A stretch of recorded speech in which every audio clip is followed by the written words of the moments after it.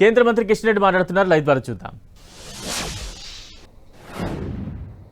మరి ఫిర్యాదులో ప్రస్తావించినటువంటి అంశాల నేపథ్యంలో ఈ యొక్క మెటా ఇండియా ప్రతినిధి పైన కూడా పోలీసులు కేసు పెట్టడం జరిగింది.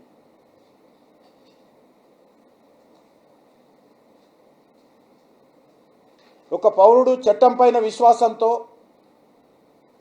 పోలీస్ స్టేషన్కి వెళ్ళి ఫిర్యాదు చేయడమైనటువంటిది రాజ్యాంగబద్ధమైనటువంటి హక్కు. ఇది ఈ హక్కును వినియోగించి వచ్చిన ఫిర్యాదులపైన కేసు నమోదు చేసి చర్యలు తీసుకోవాల్సినటువంటి బాధ్యత పోలీసులకు ఉంటుంది. అంతే తప్ప దురదృష్టకరము, ఎవరైతే కేసు నమోదు చేశారో ఆ పోలీస్ అధికారులను ఈరోజు తెలంగాణ ప్రభుత్వం బెదిరిస్తోంది. అంతేకాదు, హైదరాబాద్లో cyber crime deputy police commissioner ఆనందబాబును ట్రాన్స్ఫర్ చేసినట్టు వార్తలు వస్తూ ఉన్నాయి.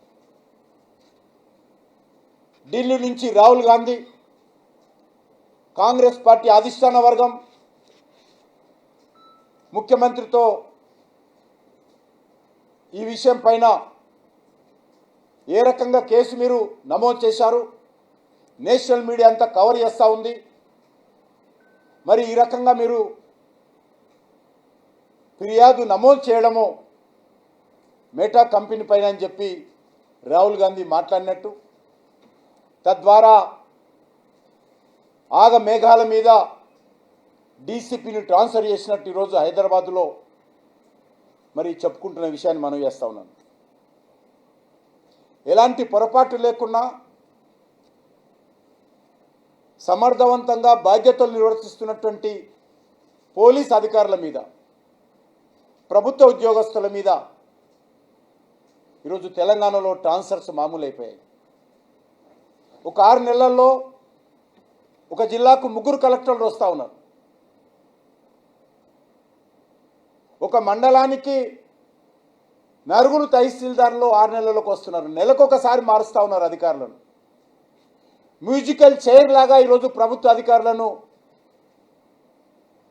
మరి ఏ రోజు ఎక్కడ ఉంటారో తెలియని పరిస్థితుల్లో ఈరోజు భయాందోళనతో ఉన్నారు.